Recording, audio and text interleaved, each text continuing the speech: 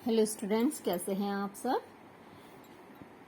Day 18 में आज हम सिंपल डेली यूज सेंटेंसेस को ही आगे बढ़ाएंगे। शुरू करते हैं। First sentence, inverter is not functioning well.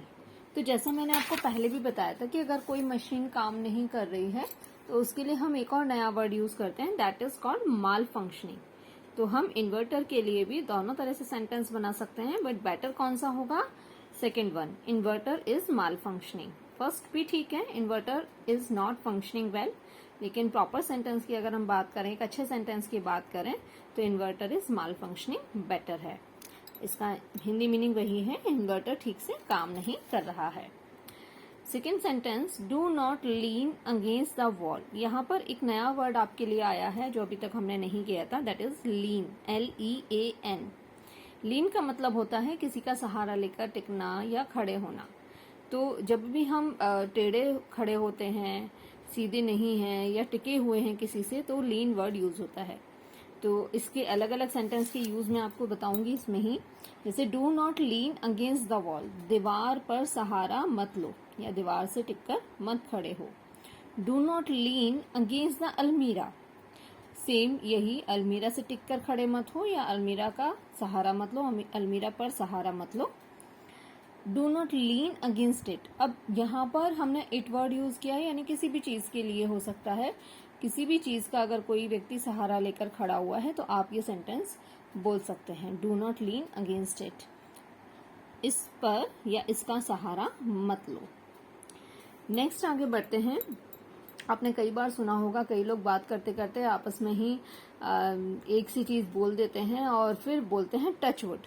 तो क्या होता है टच वुड? टच वुड एक फ्रेज है और इसका मतलब होता है कहीं नजर ना लग जाए। तो जब कोई एक अच्छी चीज बोलते हैं या कोई ऐसी चीज जिस पे हमारी ही नजर ना लग जाए, तो साथ में बोल देते हैं टच वुड। इसी तरह से एक और फ्रेज है लॉन्ग टाइम नो सी। इसका अगर हिंदी मीनिंग निकालेंगे तो बड़ा समझ में नहीं आएगा कि क्या है, लेकिन इसका मतलब है बहुत दिनों से आपको देखा नहीं। तो उसके लिए आपको सिंपल सा लॉन्ग टाइम नो सी, ठीक है। ऐसे ही एक और फ्रेज को हम देखेंगे। ये फ्रेज जैसे ही है, जैसे जैसी आपकी मर्जी, हम ये बोलते हैं। तो इंग्लिश में अगर बोलना है तो एज यू विश या एज यू प्लीज। तो ये भी ये छोटे छोटे फ्रेजेस होते हैं, इनको आपको लर्न करना होता है। इसमें आप सब्जेक्ट वर्ब ढूंढेंगे तो बड़ा मुश्किल में आ जाएंगे, लेकिन ये सेंटेंसेस इसी तरह से बोले जाते हैं। छोटे, बहुत छोटे होते हैं, इसलिए इजीली लर्न भी हो जाते हैं। आगे बढ़ते हैं। Sentence number 8, by God's grace I am safe. आजकल ये बड़ा यूज में आ रहा है, और इसलिए आ रहा है क्योंकि कोरोना के कारण अधिकांश लोग कोरोना से सफर हो जा रहे हैं, पीड़ित हो जा रहे हैं, उनको बीमारी हो जा रही है। तो जिसको नहीं हुई है तो वो क्या बोलेगा? भगवान की कृपा है, मैं सुरक्षित हूँ, है ना। भगवान की कृपा से मैं सुरक्षित हूँ, तो क्या बोलेंगे इंग्लिश में? By God's grace I am safe. Next sentence है, sorry I got a little late. माफ कीजिए, मुझे थोड़ी देर हो गई। अब ये कब यूज करेंगे? जब आप कहीं पहुंचना है आपको और आप थोड़ा देर से पहुंचेंगे, तो आप ये बोल सकते हैं, sorry I got a little late.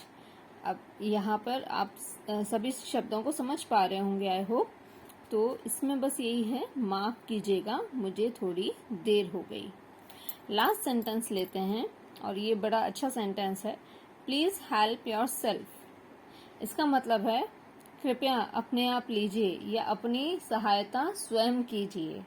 तो इसका क्या क्या यूज है? तो जैसे अगर आप मान लीजिए आपका छोटा भाई है या बड़ा भाई है और उसने आपसे एक गिलास पानी मांगा, और कभी कभी होता है ना कि आपको वो नहीं करके देना है, तो आप ये बोल सकते हैं, प्लीज हेल्प योर सेल्फ। अगर उसको जरूरत है, वो बीमार है, तो आप दीजिए, उसकी मदद कीजिए। लेकिन कभी कभी जब आपको लगता है कि वो भी ये काम कर सकता है और आपको नहीं करना है, तो आप ये बोल सकते हैं, प्लीज हेल्प योर सेल्फ, यानी अपना काम स्वयं कीजिए, अपनी सहायता खुद कर लीजिए, ठीक है। लेकिन ऐसा हमेशा नहीं बोलेंगे। जब आपको लगता है कि आप फ्री हैं और आप कर सकते हैं, अपने पेरेंट्स की भी हेल्प कराइए, अपने ब्रदर सिस्टर की हेल्प कराइए। तो ये बहुत अच्छी एक्टिविटी होती है, बहुत अच्छी चीज़ है कि आप दूसरों की मदद कर रहे हैं, आप उससे बहुत सारी चीज़ें सीखते हैं। पर ये सेंटेंस कभी कभी आप यूज़ कर सकते हैं, प्लीज़ हेल्प योर सेल्फ। सो बच्चों, कैसा लगा आज का सेशन? मुझे कमेंट्स करके ज़रूर बताइएगा।